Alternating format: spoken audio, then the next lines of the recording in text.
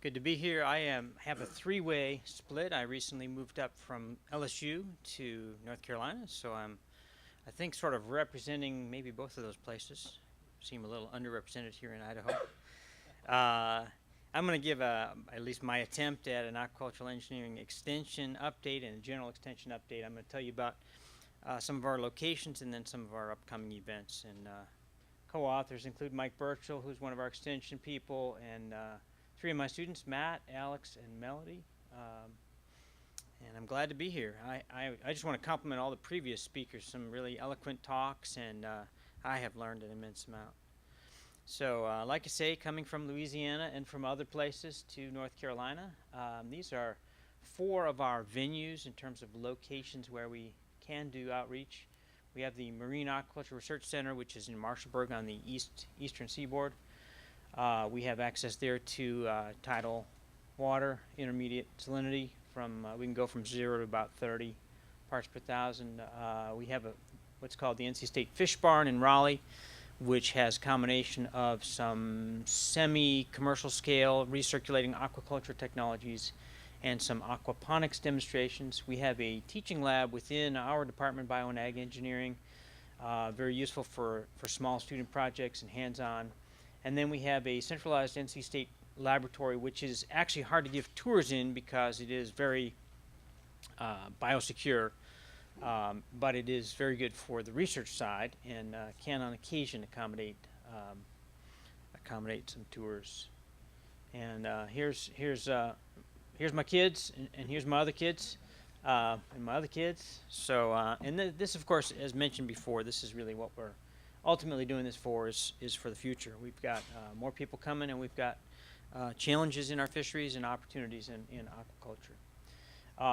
All of this you've pretty much seen before, with the possible exception that North Carolina is a little teeny industry, about $50 to $60 million a year. It's pretty stable right now, but I am sort of assessing it for opportunities for growth. I did want to point out, I don't think anybody's mentioned this yet, but I think some of you have seen this article. This is the Love article that came out here recently. In this, he did a study of federal dollars. So it's a little funny money, but what is the value that has come out of the aquaculture industry based on the total value of federal dollars put in? About $1 billion of federal dollars, billion point something over the last 25 years or so. And better than $1 billion a year coming out, about a 37-fold return on investment on those federal dollars. So that's something to at least brag about, maybe an argument for additional investment. Here's our little state, sort of covered up with some of our fish. We sort of have the low eastern seaboard, and we've got some coastal things, oysters, of course, other mollusks, warm water species, some ponds with some catfish. We actually have a sturgeon facility on the East Coast, believe it or not, with some very deep well water. Keep the temperatures good. Here's an image of some of the Marine Aquaculture Research Center. So we're able to assess and go after some developing marine species. This is actually one of the sturgeon facilities, sizable facilities. We've got the center of the state, which is basically hilly. We call it the Piedmont. And that has a few ponds, also has a certain amount of crawfish. I was at a crawfish boil with some of my colleagues. Steve Gobble says hi, and Pete Anderson, and some of the others on this past weekend in Raleigh. And then also some recirc, tilapia, and striped bass, and some other species. And there's one more sturgeon farm in the center of the state. And then in the west we have the mountains, and so we have a cool water resource.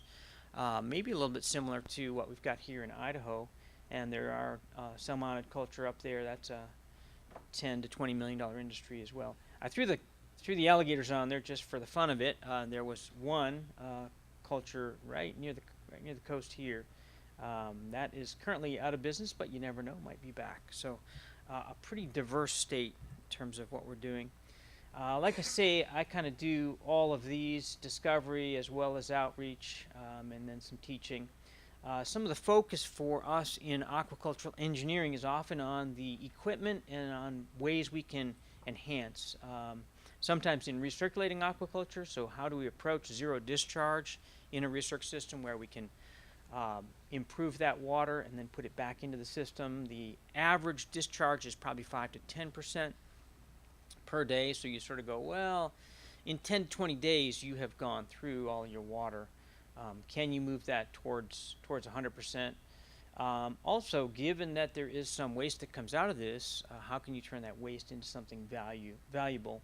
And then, especially in the coastal areas, but really everywhere, how can we both be productive and sustainable in terms of water quality? We've got some work going on with larval and reproductive techniques. Sturgeon, of course, that is the product, is the eggs, very, very high value product. But also some of the interesting challenges for just long-lived finfish in general.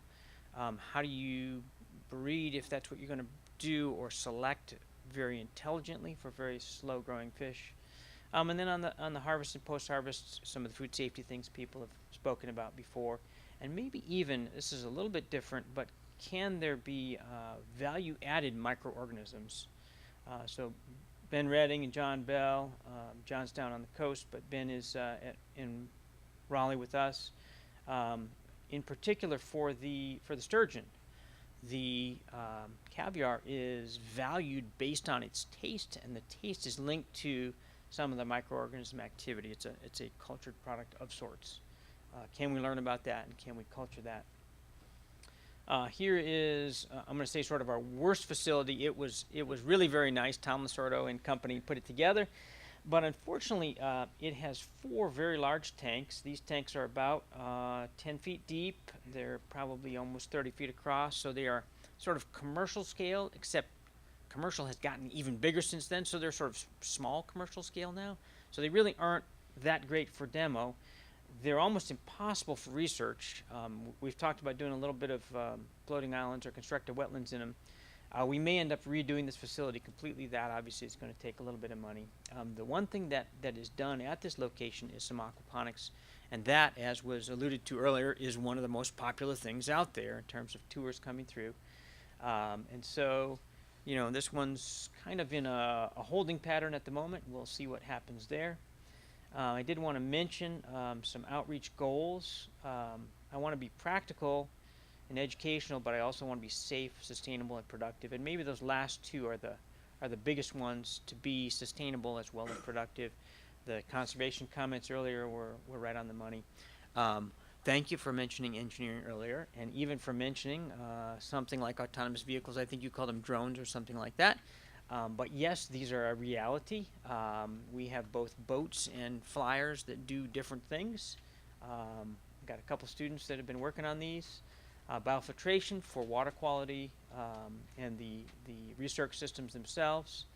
We're actually working with one of our engineers on a building and equipment design, sort of a BMP. And I don't know how big that's going to get. It may get too big, and then we may have to shrink it back down. But I think this is something that I haven't seen much of, and it could be very, very useful for designing new facilities.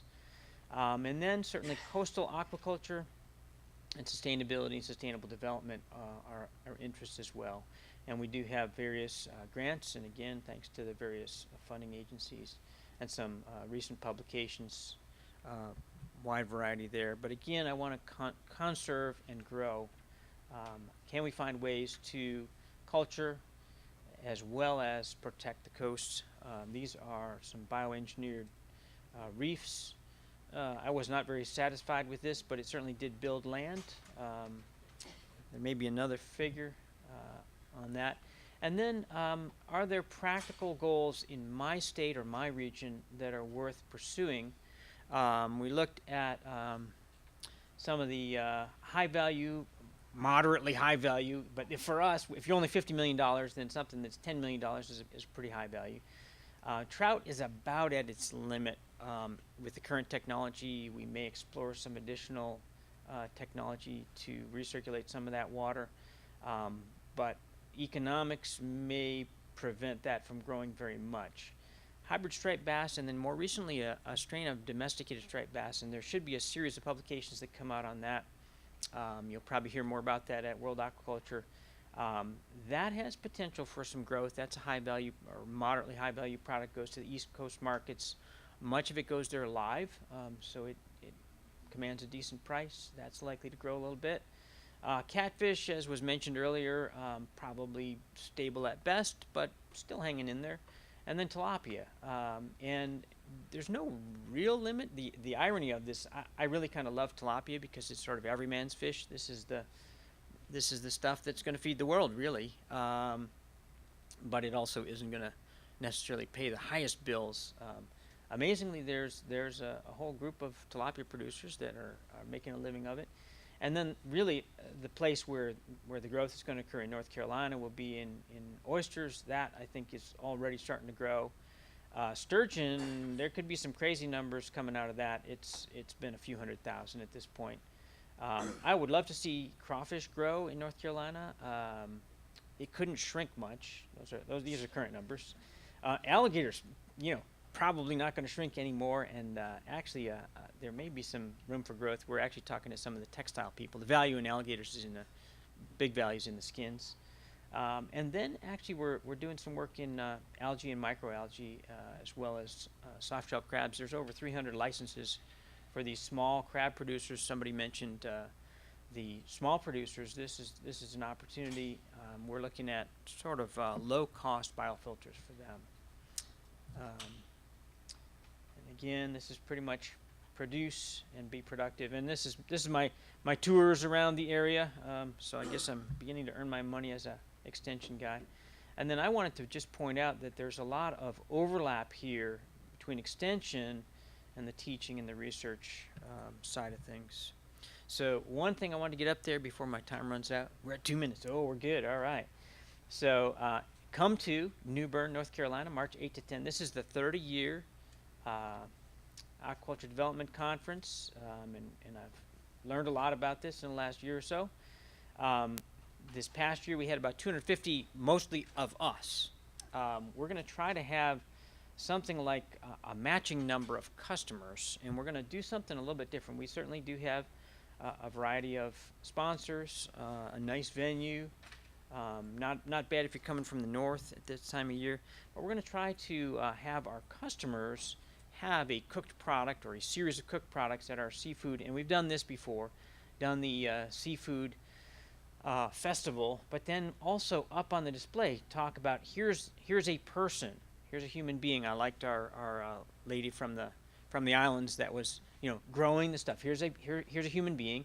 Here's the kind of product this person is growing, and then here is the cooked product, and go to table number 6 and you can sample that product. And by the way, Dale is over at table number 4 if you want to go sit with him afterwards. So this could be a really interesting way. We're going with this theme of cultured seafood, so kind of high-end but also cultured. It's kind of a double entendre. So please come. Various people that have supported this, and most of these guys say hi to the folks that know them. We also do a series of things in conjunction with that aquaponics workshop, farm tours. There actually was a shellfish and a series of farm tours and some freshwater mariculture workshops. So I'll stop at that point, maybe even a minute for one question, but thank you very much.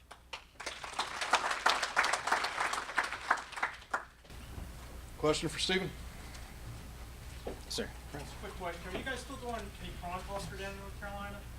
Very little. Very little? Yeah, there's a tiny bit. That's about the size of crawfish. Okay. Yeah, so maybe room for growth. You never know. I knew they were giving incentives for land and things like that. Let's see. Yeah. Am I seeing it? Oh, you have. Ugh. Some of those